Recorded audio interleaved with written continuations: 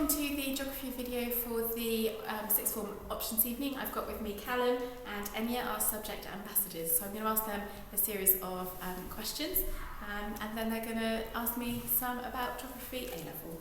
So Callum, why did you choose A-level geography? Well, basically I picked my first two subjects and I was sort of split in between my third, which was like geography and like maybe art or PE or something like that. And in the end, I decided on geography. I think I was pretty good at geography, sort of at GCSE. I enjoyed it. My mum's a geography teacher, so it made a bit of sense, someone around to help me.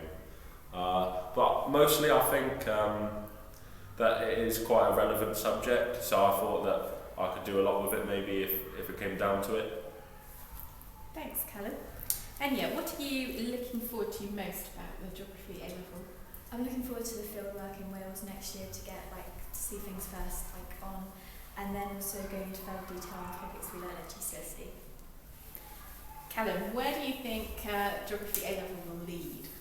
Well, I mean, a lot of universities like it. It's a natural science. Like if you want to do natural science at like Cambridge and Oxford and stuff like that, they'll look at it and they'll go, "You did geography, that's a good subject." It's quite highly regarded because it sort of involves everything. So I think it can take you anywhere really.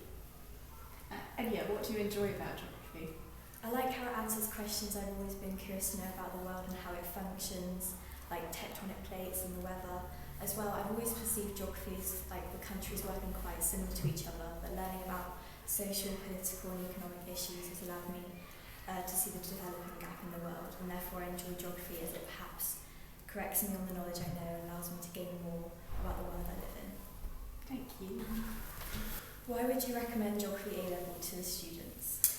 Well, I think some of the reasons that you two have touched on, that it gives you the opportunity to sort of take the knowledge that you have got and then develop it further. It's very much a facilitating subject, so one where universities really like it in terms of how it fits well with a lot of other subjects. So you mentioned art and sciences, and it sort of bridges that gap between the science subjects and the humanities subjects. So, can you give a brief sort of overview of the curriculum?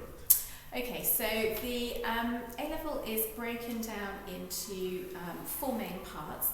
The paper one is very much focused on physical geography, and in that we look at the carbon cycle, the water cycle, so topics that we haven't really looked at GCSE, so those are really nice new topics for people to get to grips with.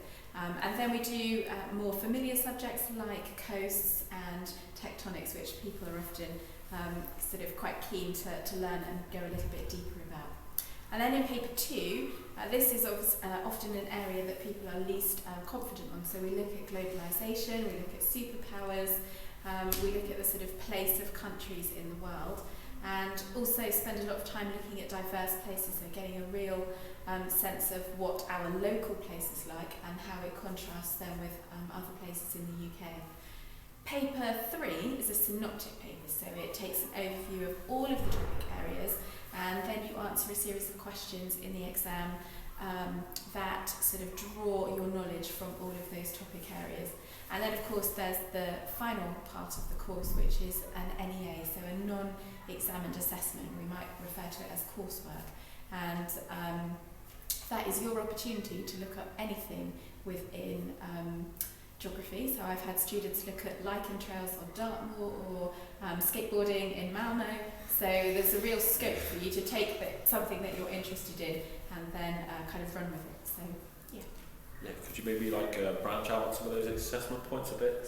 Yes, so paper 1 and paper 2 are both exam based, so 2 hours, 15 minutes exam papers, and they follow a similar pattern in the fact that you'll have short answer questions, so 4 to 8 mark questions, and then usually at the end of each topic is a 20 mark essay question, which obviously we develop your skills in lessons about how you would go about answering that.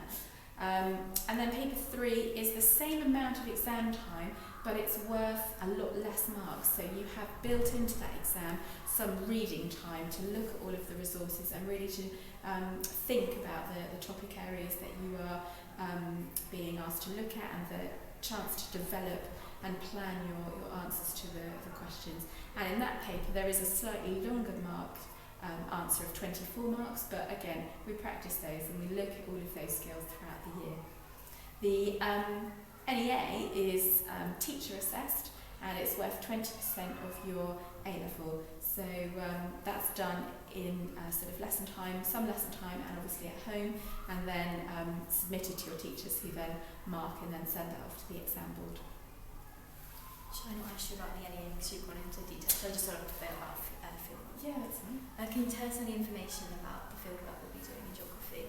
Okay, so usually we go and do a residential fieldwork to Wales to look at the Pembrokeshire coast. So that allows us to investigate new places that many people haven't been to before, especially when we're looking at rural geography, so for diverse places and things like that. But also it gives us a chance to put all of those coastal landscapes into context. So we get to really see that real life examples of all the coastal examples that you're looking at. And when we're on that fieldwork, the primary sort of focus is to get as many different skills as possible, so that you are really practiced in fieldwork techniques, so that when you start to do your NEA, you've got a whole bank of information, a whole range of different tasks or strategies that you can use then to carry out and conduct your NEA.